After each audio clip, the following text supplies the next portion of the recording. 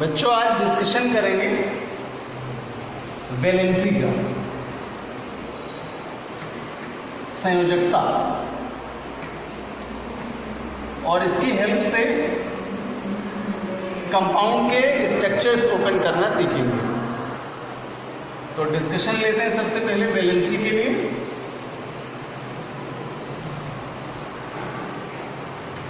और according to term टेक्शन name,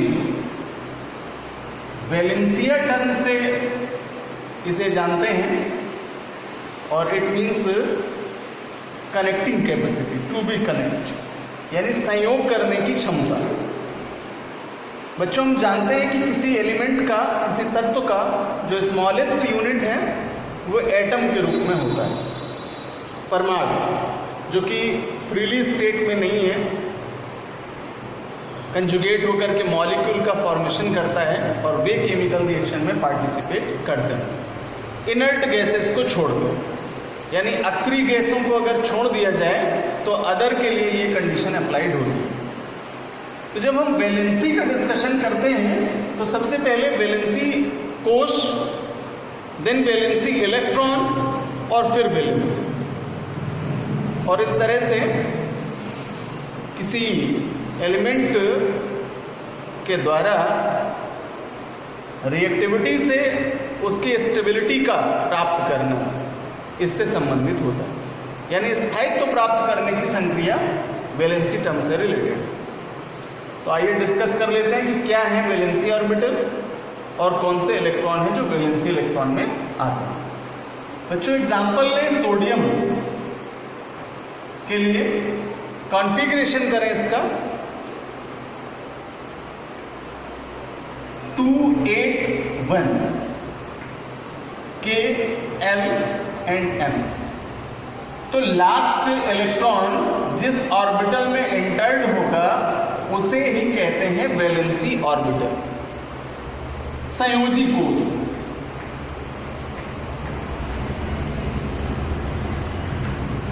और यहां उपस्थित वे इलेक्ट्रॉन जो उसके ऑक्टेट कराने के लिए डोनेट किए जाएं या एक्सेप्ट किए जाएं उसकी वैलेंसी इलेक्ट्रॉन कहलाते हैं, संयोजी इलेक्ट्रॉन कहलाते हैं।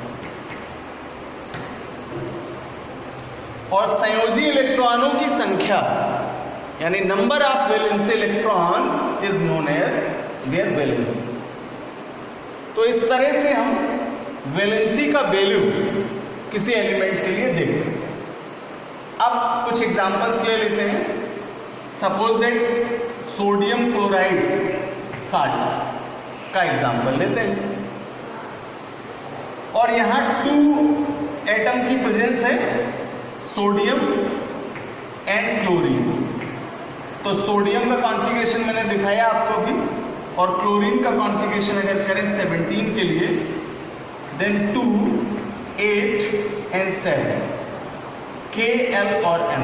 लास्ट ऑर्बिटल में 7 इलेक्ट्रॉन्स हैं। तो अब कंडीशन अप्लाइड होगी, यहाँ पर कुछ रूल्स हैं जो रिलेटेड हैं वैलेंसी से फॉर कंप्लीटिंग देयर स्टेबिलिटी। उनमें से कोसेल और लुईस की जो कॉन्सेप्ट है वो, और साथ ही साथ में ऑक्टेट लॉ, अष्टक नियम। इससे हमें जानकारी मिलती है कि कब इलेक्ट्रॉन डोनेट हो रहे हैं एलिमेंट से और कब इलेक्ट्रॉन एक्सेप्ट किए जाएंगे। सो अगर ये कंडीशन एक फंडामेंटल ट्रिक से समझें तो इजी होगा। 8 इलेक्ट्रॉन्स ऑक्टेट हैं और इसका हाफ करें तो 4, और 4 इलेक्ट्रॉन्स से 2 sides, one side electron less than number में, सो 3 है, 2 है या 1 है, एंड अदर साइड में इलेक्ट्रॉन इंक्रीजिंग ऑर्डर में है, 5 हो सकते हैं, 6 हो सकते हैं और 7 हो सकते हैं। अगर ये कंडीशन अप्लाइड की जाए तो हम सरलता से समझ पाएंगे कि कब इलेक्ट्रॉन डोनेट होंगे और कब एक्सेप्ट किए जाएंगे। वे एलिमेंट जिनके एटम्स में ऑक्टेट के अष्टक के आधे से कम इलेक्ट्रॉन है, यानी 1, 2 या 3 की रेंज में इलेक्ट्रॉन दिखाई देते हैं वैलेंसी ऑर्बिटल में, ऐसी कंडीशन में ये इलेक्ट्रॉन डोनेट करेंगे, त्याग करेंगे इलेक्ट्रॉन। और जब इलेक्ट्रॉनों का त्याग करेंगे तो इलेक्ट्रॉनों की त्यागी गई संख्या यानी डोनेटिंग नंबर ऑफ इलेक्ट्रॉन के बराबर उन पर पॉजिटिव चार्ज क्रिएट हो। इलेक्ट्रॉन डोनेट करने से पॉजिटिव और एक्सेप्ट करने से नेगेटिव चार्जेस आते हैं। और इधर आ जाए जरा इंक्रीजिंग ऑर्डर में देख लें, 5, 6, 7 की रेंज में अगर आपको मिलते हैं वैलेंसी ऑर्बिटल में इलेक्ट्रॉन, देन वे इलेक्ट्रॉन्स जो एक्सेप्ट करके वो ऑक्टेट कंप्लीट करेगा वो उसके लिए उसका वैलेंसी इलेक्ट्रॉन माना जाएगा। तो अगर 5 है तो ये 3 इलेक्ट्रॉन का एक्सेप्टर होगा ताकि अपना ऑक्टेट कंप्लीट कर सके, और अगर 6 इलेक्ट्रॉन मिल रहे हैं तो ये 2 इलेक्ट्रॉन का एक्सेप्टर होगा, और अगर 7 इलेक्ट्रॉन है तो ये 1 इलेक्ट्रॉन का एक्सेप्टर होगा। और इस तरह से ये इलेक्ट्रॉन के रिसेप्टर हैं। इलेक्ट्रॉन ग्रहण करने वाले हैं, और जितने इलेक्ट्रॉन एक्सेप्ट करेगा उस पर उतनी ही यूनिट का माइनस चार्ज आ जाएगा। तो जो एक्सेप्टर हैं वो माइनस चार्ज के और जो डोनेट करने वाले हैं वो प्लस चार्ज के होते हैं। अब ये कंडीशन अप्लाई करें इस एग्जांपल के लिए NaCl के लिए। तो यहाँ सोडियम का लास्ट इलेक्ट्रॉन है, जबकि Cl के लास्ट ऑर्बिटल में 7 इलेक्ट्रॉन्स की प्रेजेंस है। सो 2, 2, 4, 2, 6 एंड 7। अब अकॉर्डिंग टू कंडीशन 7 इलेक्ट्रॉन है क्लोरीन के, तो ये एक्सेप्टर होगा 1 इलेक्ट्रॉन का, और सोडियम का 1 इलेक्ट्रॉन है, सो ये डोनेट करेगा अपना 1 इलेक्ट्रॉन। तो सोडियम का 1 इलेक्ट्रॉन Cl एक्सेप्ट करेगा, और चूंकि सोडियम डोनेट करता है इसलिए Na प्लस और Cl एक्सेप्टर है इसलिए Cl माइनस। ये कंडीशन अप्लाइड होगी इसकी लुईस स्ट्रक्चर। तो अब यहां से वैलेंसी हम देख सकते हैं इजी वे पर कि अगर Na प्लस है और Cl माइनस है तो जो भी चार्ज अवेलेबल है इन पर नंबर ऑफ चार्ज देखकर, तो अगर यहाँ वैलेंसी पूछे सोडियम और क्लोरीन में से तो दोनों ही मोनोवेलेंट कंडीशन शो करते हैं बिकॉज 1 चार्ज की अवेलेबिलिटी है। तो ये जो वैलेंसी का आंसर जाएगा इनके लिए 1 जाएगा, और ये मोनोवेलेंट कंपाउंड है। लेते हैं कुछ और अगले एग्जांपल्स और समझते हैं इनके स्ट्रक्चर्स को ओपन करना। नेक्स्ट एग्जांपल लेते हैं बच्चों कैल्शियम क्लोराइड का। फार्मूला होगा CaCl2, और यहां से हम फार्मूला मेकिंग भी समझ पाते हैं कि कैसे सोडियम क्लोराइड को NaCl जबकि कैल्शियम क्लोराइड को CaCl2 लिखते हैं। CaCl क्यों नहीं लिखते हैं? कॉन्फ़िगरेशन करें कैल्शियम 20 का, देन 2, 8, 8 एंड 2, और इस तरह से लास्ट ऑर्बिटल में 2 इलेक्ट्रॉन की प्रेजेंस है जो कि वैलेंसी इलेक्ट्रॉन है। और क्लोरीन का कॉन्फ़िगरेशन 17 के लिए 2, 8 और 7 K, L और M से।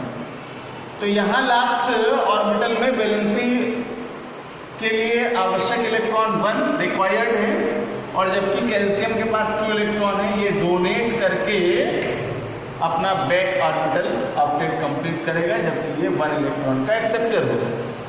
तो अभी कैल्शियम के 2 इलेक्ट्रॉन्स जो डोनेट किए जाएंगे वो Cl के 2 एटम्स के द्वारा एक्सेप्टेड होंगे बिकॉज Cl का सिंगल एटम 1 इलेक्ट्रॉन का ही एक्सेप्टर होगा। इससे ज्यादा इलेक्ट्रॉन एक्सेप्ट नहीं कर सकता है क्योंकि आउटर मोस्ट ऑर्बिटल में नंबर ऑफ इलेक्ट्रॉन 7 है इसके पास। तो अब यहाँ पर जब Cl 7 इलेक्ट्रॉन टेक करता है तो इस कंडीशन में हम यहाँ पर इलेक्ट्रॉन्स दिखाएं इसके। कैल्शियम 1 इलेक्ट्रॉन और कैल्शियम 1 इलेक्ट्रॉन एक्सेप्ट करेगा क्लोरीन। तो एट लास्ट यहाँ Ca++ और twice Cl minus, because 2 Cl atom लिए हैं तो हम 1 Cl पर 2 माइनस नहीं लगा सकते, इसलिए ट्वाइस एटम लेंगे और 1 पर यूनिट चार्ज माइनस का दिखाएंगे। अब यहाँ से फार्मूला मेकिंग समझ में आती है हमें कि इंटर ट्रांजिशन होता है इन वैलेंसीज का, यूनिट्स का। Ca++ इसके 2 चार्ज और ट्वाइस Cl माइनस सिंगल, 1 पर सिंगल चार्ज। तो ये यूनिट चार्ज इनके ट्रांसमिट होते हैं और इसलिए Cl का सिंगल एटम और कैल्शियम के 2 मिल करके फार्मूला प्रोड्यूस करते हैं CaCl2। और ये बच्चों कॉन्सेप्ट है कॉमन फार्मूला फॉर्मेशन का। इस तरह से इलेक्ट्रॉनों के संयोग करने की संक्रिया के कारण ये जो कंपाउंड्स हैं इनका निर्माण होता है, साल्ट्स हैं इनका निर्माण होता है, आयंस हैं जिनका फॉर्मेशन होता है। ये सभी प्रक्रियाएं इस वैलेंसी से ही रिलेटेड हैं।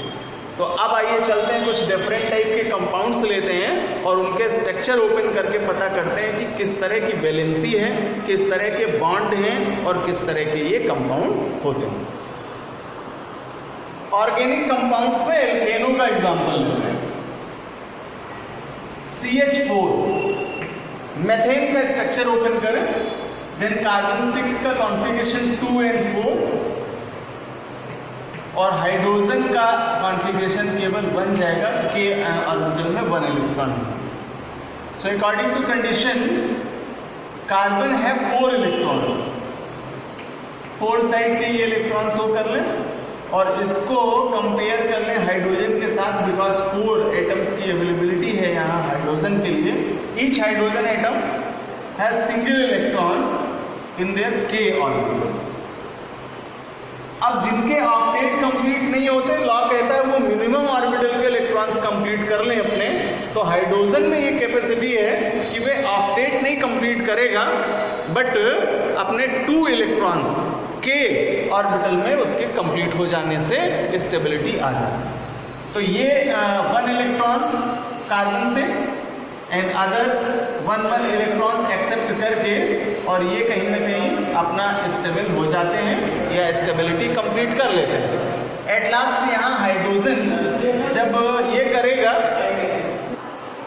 तो ये अपनी स्टेबिलिटी को कंप्लीट कर लेगा और इसके द्वारा अब यहाँ से हम बॉन्ड स्ट्रक्चर क्रिएट कर सकते हैं और देख सकते हैं कि किस तरह की बॉन्डिंग करेगा। Carbon, hydrogen, hydrogen and hydrogen. Between carbon and hydrogen 1 electron का इक्वल शेयर है। तो ऐसी कंडीशन में सिंगल बॉन्ड आते हैं। आपने पढ़ा है टाइप ऑफ वैलेंसी में कि कोवेलेंट बॉन्ड्स बनने का प्रोसेस यानी कोवेलेंसी का प्रोसेस है जब इक्वल या म्यूचुअल शेयरिंग ऑफ इलेक्ट्रॉन होती है। 1 इलेक्ट्रॉन्स का है तो सिंगल बॉन्ड क्रिएट होगा और 2 इलेक्ट्रॉन्स की शेयरिंग है तो डबल बॉन्ड बनेगा और 3 इलेक्ट्रॉन्स की शेयरिंग है तो ट्रिपल बॉन्ड क्रिएट होगा। तो हम देख पाते हैं यहाँ सभी के बीच में सिंगल बॉन्ड्स ही बनेंगे। Then single bond, single bond, single bond and single bond. तो लुईस स्ट्रक्चर से उसका बॉन्ड स्ट्रक्चर मिला और बॉन्ड स्ट्रक्चर देख करके हम बता सकते हैं कि इसकी कैटेगरी क्या है। सो जहां जहां सिंगल बॉन्ड की प्रेजेंस हो या डबल बॉन्ड की प्रेजेंस हो या ट्रिपल बॉन्ड की प्रेजेंस हो, ऐसे कंपाउंड कोवैलेंट कंपाउंड कहलाते हैं और इन बॉन्ड्स का आइडेंटिफिकेशन होता है कोवैलेंट बॉन्ड से। जबकि जहां प्लस या माइनस की कंडीशंस क्रिएट हो वहां पर इलेक्ट्रोवैलेंट बॉन्ड्स बनते हैं और वे इलेक्ट्रोवैलेंट कंपाउंड होते हैं, यानी ये वैद्युत संयोजी यौगिक होते हैं और इनमें वैद्युत संयोजकता पाई जाती है। और थर्ड कंडीशन अप्लाइड है जहां इनके साथ में सिंगल, डबल या ट्रिपल बॉन्ड के साथ में एरो बॉन्ड की भी प्रेजेंस मिल जाए, वो एरो बॉन्ड्स को ऑर्डिनेट बॉन्ड्स की आइडेंटिफिकेशन करता है, यानी उपसय संयोजक बंध की पहचान कराता है और वे यौगिक उपसय संयोजी यौगिक कहलाते हैं। तो ये 3 तरह के वैलेंसीज यहाँ से आपको समझ में आ रहे होंगे, electrovalency, covalency and coordinate valency. इनसे 3 टाइप्स के बॉन्ड्स आप जान पा रहे हैं, electrovalent bonds, covalent bonds and coordinate bonds. और इनसे 3 टाइप के कंपाउंड्स की भी पहचान हो पाती है कि वैद्युत संयोजी यौगिक मीन्स इलेक्ट्रोवैलेंट कंपाउंड, सह संयोजी यौगिक मीन्स कोवैलेंट कंपाउंड और उपसह संयोजी यौगिक मीन्स कोऑर्डिनेट कंपाउंड। तो अभी लेते हैं कुछ और एग्जांपल्स जिनमें से तीनों को ही हम लोग आइडेंटिफाई करेंगे। लेते हैं कुछ मॉलिक्यूल्स का एग्जांपल कोवैलेंसी के लिए। बच्चों नाइट्रोजन मॉलिक्यूल को N2 से लिखते हैं और जब इसका स्ट्रक्चर ओपन करते हैं नाइट्रोजन का कॉन्फ़िगरेशन कर लेते हैं 2 and 5। आउटर मोस्ट ऑर्बिटल में 5 इलेक्ट्रॉन्स हैं। देन इसका स्ट्रक्चर क्रिएट करें 1, 2, 3, 4 and 5 इलेक्ट्रॉन्स और इसी तरह से यहाँ 1, 2, 3, 4 and 5 इलेक्ट्रॉन्स और ये जब इलेक्ट्रॉन्स शेयर करेंगे एक दूसरे से ताकि इनका ऑक्टेट कंप्लीट हो जाए, तो 3 इलेक्ट्रॉन की इक्वल या म्यूचुअल शेयरिंग करेंगे। एट लास्ट जब 3 इलेक्ट्रॉन्स का इक्वल शेयर करेंगे तो इनके बिटवीन ट्रिपल बॉन्ड क्रिएट होगा। So nitrogen molecule triple bond बनाता है और इस तरह से ये कोवेलेंट होता है। और एक एग्जांपल है डबल बॉन्ड के लिए ऑक्सीजन मॉलिक्यूल का O2 कॉन्फ़िगरेट करें 8 के लिए, then 2 and 6 K and L और कॉन्फ़िगरेशन करें यहाँ से, देन 1 2 3 4 5 6 और 1 2 3 4 5 and 6 और ये यहाँ से ऐसे 2 इलेक्ट्रॉन्स और यहाँ से ऐसे 2 इलेक्ट्रॉन्स शेयर करेंगे और ऑक्टेट कंप्लीट करेंगे। एट लास्ट बॉन्ड जब बनाएंगे सो ऑक्सीजन ऑक्सीजन के बीच में डबल बॉन्ड क्रिएट होगा। ये बच्चों ये स्ट्रक्चर्स हमें समझाते हैं कि इनमें से कोवेलेंसी पाई जाती है और ये कोवेलेंट मॉलिक्यूल होते हैं। कोऑर्डिनेट कंपाउंड्स में एग्जांपल मिलेगा आपको H2SO4 सल्फ्यूरिक एसिड। अब बच्चों यहाँ देख पाते हैं कि 3 एलिमेंट्स की प्रेजेंस है, हाइड्रोजन भी है, सल्फर भी है, ऑक्सीजन भी है। सभी को कॉन्फ़िगरेट कर लें इनकी Z वैल्यू से, देन हाइड्रोजन 1, सल्फर 16 का कॉन्फ़िगरेशन जाएगा 2, 8 और 6, जबकि ऑक्सीजन 8 का कॉन्फ़िगरेशन मिलेगा 2 और 6। लास्ट ऑर्बिटल के इलेक्ट्रॉनों की कंडीशन आपको ये सामने दिखाई जाएगी। अब हम इस तरह से इन्हें सेटअप दें कि each elements complete their stability, यानी सभी अपना स्थायित्व पूरा कर लें और ये कंपाउंड बना लें इजीली। सल्फर मिड एलिमेंट है और इससे कंजुगेट होते हैं ऑक्सीजन एटम और देन हाइड्रोजन से इसकी राइट और लेफ्ट की सीरीज क्लोज करें। हाइड्रोजन का 1 इलेक्ट्रॉन और ऑक्सीजन के 6 electron.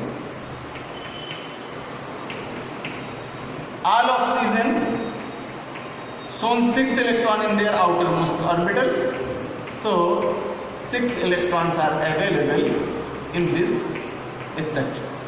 And sulfur also has 6 electron in their outermost orbital. So here a good question for you. Question say to you, why sulfur and oxygen belong 6A group in periodic table? How do you prove that sulfur and oxygen both are same group element? ऐसी condition में हम लोग यहाँ कह सकते हैं कि last orbital के जो इलेक्ट्रॉन हैं वो सेम है, इसलिए ये सेम ग्रुप बिलोंग करते हैं। तो हाइड्रोजन 1 इलेक्ट्रॉन टेक करके स्टेबल होगा, ऐसे ये हाइड्रोजन भी 1 इलेक्ट्रॉन टेक करके स्टेबल होगा और ऑक्सीजन सल्फर और हाइड्रोजन से 1 इलेक्ट्रॉन टेक करके अपनी स्टेबिलिटी या ऑक्टेट कंप्लीट करेगा। अपर और लोअर ऑक्सीजन भी सल्फर से 2 इलेक्ट्रॉन लेकर के स्टेबल हो जाएंगे और जबकि सल्फर के पास 6 हैं और ये राइट और लेफ्ट ऑक्सीजन एटम से 1 इलेक्ट्रॉन लेकर के अपना स्टेबिलिटी कंप्लीट करेगा। तो ये तो आया इसका लुईस स्ट्रक्चर और इसके आधार पर हम लोग इसका बॉन्ड स्ट्रक्चर बना सकते हैं, बॉन्ड फार्मूला देख सकते हैं। सल्फर मिड है और ऑक्सीजन के 4 एटम्स जबकि हाइड्रोजन के 2 एटम्स। ये स्ट्रक्चर बॉन्ड फॉर्मेशन देख रहे हैं कि सीरीज का लीनियर पार्ट 1 इलेक्ट्रॉन की म्यूचुअल शेयरिंग रखता है हर 2 एटम के बीच में, तो सभी के बीच में सिंगल बॉन्ड क्रिएट होंगे, सिंगल बॉन्ड एंड सिंगल। जबकि अपवर्ड और डाउनवर्ड ऑक्सीजन में देख पाते हैं कि इलेक्ट्रॉन के एक्सेप्टर हैं 1 side, but sulphur repeat accept नहीं करता इनसे। तो ऐसी कंडीशन में क्या होता है कि जिससे इलेक्ट्रॉन दिए जा रहे हैं उसकी तरफ से एक्सेप्टर की तरफ को लोन पेयर ऑफ इलेक्ट्रॉन के कारण फुल एरो शो करें। Lone pair of electron means 2 electrons, तो अगर 2 इलेक्ट्रॉन्स जाएंगे तो फुल एरो और अगर हाफ इलेक्ट्रॉन शेयर्ड होगा देन हाफ एरो। तो एक एग्जांपल अभी आपको 1 इलेक्ट्रॉन्स का भी मैं बता देता हूँ। यहाँ सल्फर की तरफ से ऑक्सीजन को फुल एरो बिकॉज इलेक्ट्रॉन का पेयर या सेट एक्सेप्टिंग है और यहाँ से भी सल्फर की तरफ से ऑक्सीजन को फुल एरो। और एरो बॉन्ड ही आइडेंटिफिकेशन है कोऑर्डिनेट कंपाउंड का। उपसे संयोजी यौगिकों की पहचान ही है कि जहाँ सिंगल डबल ट्रिपल बॉन्ड्स तो हैं, यानी कोवेलेंट बॉन्ड की प्रेजेंस तो है ही, बट एरो बॉन्ड अगर प्रेजेंस रखता है तो प्रायोरिटी एरो बॉन्ड्स को दे देते हैं और उस समय उसको फिर कोऑर्डिनेट कंपाउंड्स कहते हैं, उपसय संयोजी यौगिक कहते हैं। बच्चों ऑर्गेनिक कंपाउंड्स के लिए डबल बॉन्ड और ट्रिपल बॉन्ड के एग्जांपल लें। सो डबल बॉन्ड कंपाउंड है आपका C2H4, एथिलीन या IUPAC नॉमिनेशन में एथीन कहते हैं इसे। कॉन्फ़िगरेशन करें कार्बन के लिए 2N4 और हाइड्रोजन के लिए 1। स्ट्रक्चर ओपन करें, कार्बन एंड कार्बन कंजुगेट होंगे मिड में, राइट और लेफ्ट हाइड्रोजन की सीरीज या अपवर्ड डाउनवर्ड कहीं भी 1 हाइड्रोजन इन कार्बन को दे। Each hydrogen have single electron in their outermost orbital and carbon has 4 electrons, so 1 2 3 and 4 and also 1 2 3 and 4। अब शेयरिंग देखें इलेक्ट्रॉन्स की, तो ये हाइड्रोजन सभी 1 इलेक्ट्रॉन्स एक्सेप्ट करके स्टेबल हो जाएंगे 2 इलेक्ट्रॉन से मिनिमम, और कार्बन इन हाइड्रोजन का 1 इलेक्ट्रॉन टेक करेगा और इस कार्बन से भी 2, तो 8 हो जाएंगे, और ये भी कार्बन इन हाइड्रोजन से 2 और इस कार्बन के 2 इलेक्ट्रॉन टेक करके ऑक्टेट कंप्लीट करें। स्ट्रक्चर ओपन करें, C और C और HH के बीच में बनने वाले बॉन्ड्स देखें, तो सीरीज में हाइड्रोजन और कार्बन के बीच तो सिंगल बॉन्ड बनेगा बिकॉज 1 इलेक्ट्रॉन का शेयरिंग है, तो यहाँ सिंगल बॉन्ड और यहाँ भी सिंगल बॉन्ड। लेकिन ध्यान से देखिए कार्बन और कार्बन के बिटवीन 2 इलेक्ट्रॉन्स का म्यूचुअल शेयर है, तो ऐसी कंडीशन में फिर यहाँ डबल बॉन्ड मेक होगा, जबकि हाइड्रोजन के साथ वापस फिर सिंगल बॉन्ड बनेंगे।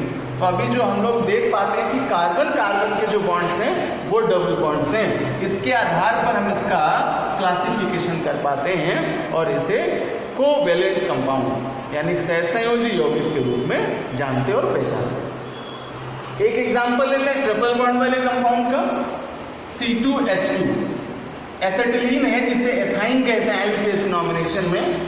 ओपन स्ट्रक्चर में लें इसको, कार्बन और कार्बन के 2 एटम और हाइड्रोजन से राइट और लेफ्ट की सीरीज क्लोज कर लें। एट लास्ट यहाँ पर 1 इलेक्ट्रॉन और यहाँ हाइड्रोजन का 1 इलेक्ट्रॉन, जबकि कार्बन के लिए 1 2 and 3 और 4, और इसी तरह से 1 2 3 और 4 ये इलेक्ट्रॉन्स होंगे। ये आपका 1 इलेक्ट्रॉन एक्सेप्टर है, ये भी 1 इलेक्ट्रॉन एक्सेप्टर है, और जबकि ये आपके 3 इलेक्ट्रॉन्स के एक्सेप्टर हैं, और एट लास्ट ये सीरीज बनाते हैं C triple bond C, because 3 electron का बराबर का शेयरिंग है, और यहाँ सिंगल बॉन्ड और सिंगल बॉन्ड। तो देख पाते हैं सीरीज में ट्रिपल बॉन्ड और सिंगल बॉन्ड की प्रेजेंस है, जिससे प्रूफ होता है कि ये भी कोवेलेंट कंपाउंड है, अर्थात सहसंयोजी यौगिक है। तो अब ये माइंड सेट करें आप कि प्लस माइनस वाले इलेक्ट्रोवेलेंट यानी आयनिक, सिंगल डबल और ट्रिपल बॉन्ड वाले कोवेलेंट यानी सहसंयोजी, और जहां एरो बॉन्ड की प्रेजेंस मिल जाए वो आपके उपसय संयोजी यौगिक होते हैं। तो इनके विशेष लक्षण हैं, स्पेसिफिक प्रॉपर्टीज हैं, और बहुत सारी जानकारियां हैं जो हम लोग केमिकल बॉन्डिंग वाले यूनिट में कवर करेंगे। लेकिन अभी एक बेसिक बात थी कि वैलेंसी कैसे देखते हैं और इनके फार्मूले कैसे कंपाउंड्स के बन जाते हैं, और बहुत अच्छे फार्मूले हैं जिनका मेकिंग मैं आपको आगे क्लियर करूंगा। तो बच्चों कंप्लीट कर लीजिए इसे, लर्न करिए एलिमेंट्स की जेड वैल्यू, उनकी वैलेंसीज, उनकी कॉन्फ़िगरेशन करना सीख लीजिए, और फिर रेडॉक्स रिएक्शन वाले टॉपिक में हम लोग कंपेयर भी करेंगे वैलेंसी का ऑक्सीडेशन स्टेप्स, और वहाँ जान पाएंगे कि वैलेंसी ऑक्सीडेशन से कितना डिफरेंट है। कई बार हमें ऐसा लगता है कि क्या वैलेंसी और ऑक्सीडेशन एक समान होते हैं, बट नहीं, दोनों ही टर्म, दोनों ही टॉपिक अपने आप में अलग हैं, डिफरेंट हैं, बट ये हम तब जान पाएंगे जब ऑक्सीडेशन वाला चैप्टर आपको ओपन करेंगे, वहाँ कंपेयर करेंगे। तो लर्न करिए, स्टडी करिए।